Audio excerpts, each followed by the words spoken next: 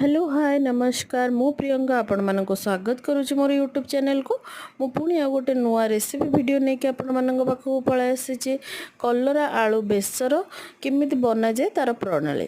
तो आपण माने जदि एटा खाइचंती कमेंट रे प्लीज मते जणाइबे, जदि न भी हेछि सेटा भी जणाइबे। तो तार प्रणाली केमिति कोन होछि आमे एबे स्टार्ट करिबा। फर्स्ट गोटे कड़ाई रे किछि तेल नहीं कि ताधर आमे जो कलरा को काटी के रखिचे ताको ऐड कर दबा, ताको टिके भाजी हवा पर्यंत छाड़ीदबा। कलरा काटिबे एई टाइप्स रो काटिबे ताकि भलो टेस्ट आसीबो। एई भलिया ही काटिकी हुए कलरार बेसर। तो आपण मैंने मंजी को भी काढ़ी पारे ना तो रखिपारे, से ऑप्शनल। कलरा भलसे गोल्डन ब्राउन हो आसला आपण मैंने काढ़ीदेवे। काढ़ी सारापर से सेम कढ़ाई रे किसी जो तेल अच्छी तेल रे आम जो आलू काटिकी रखीचे आलू को किसी समय फ्राए करने छाड़ीदबा। आलू भलसे गोल्डन ब्राउन हो आसला भलसे भाजी हो आसला आपण से टाइम रे लुण भी पकई पारे, भाजवा पूर्व लुण भी पकईकी काढ़ी पारे। तो आम ए साइड रे जो पेस्ट बनवाई रखीचे पियाज अदा रसुण आ सोरिष किसी नहीं कला सोरिष नहीं कि आम ए ग्राइंडिंग करदे भलसे पेस्ट करके तापर काढ़ीदबा। साइड रे से सेम कढ़ाई रे पुणी किसी तेल देकी जो फुटण फुटई सारिकी जो कंचा पियाज किछिटा अच्छे ताकू आम ऐड करदबा। ताकू ऐड करके ताकू भी भाजवाई छाड़ीदबा किछि समय।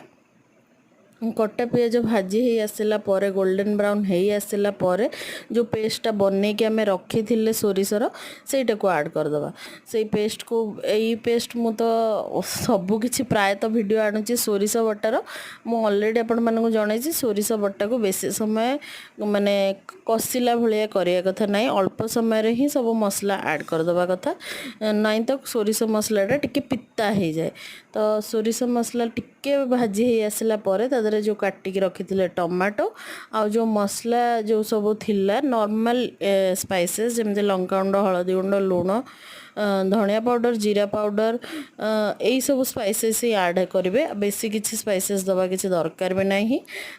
काठ मसला गुंड भी टिके ऐड कर देथिबे सी टाइम रे।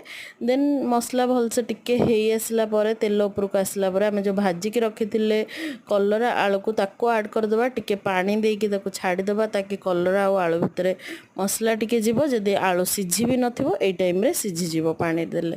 तो ताकू भल से एबे घोड़ाई की फुटिया को छाड़ दबा 5 मिनिट 2 ରୁ 5 मिनिट फुटिया पे छाड़ दबा मीडियम फ्लेम रे। देन देखि पारछन्ते ऑलरेडी कलर भी आसी गलानी तरकारी रो बहुत सुंदर कलर आछि। एबे तरकारी रेडी हे गला। एबे आपण ताको भात रोटी सब रे खाइ परिबे। Thank you for watching.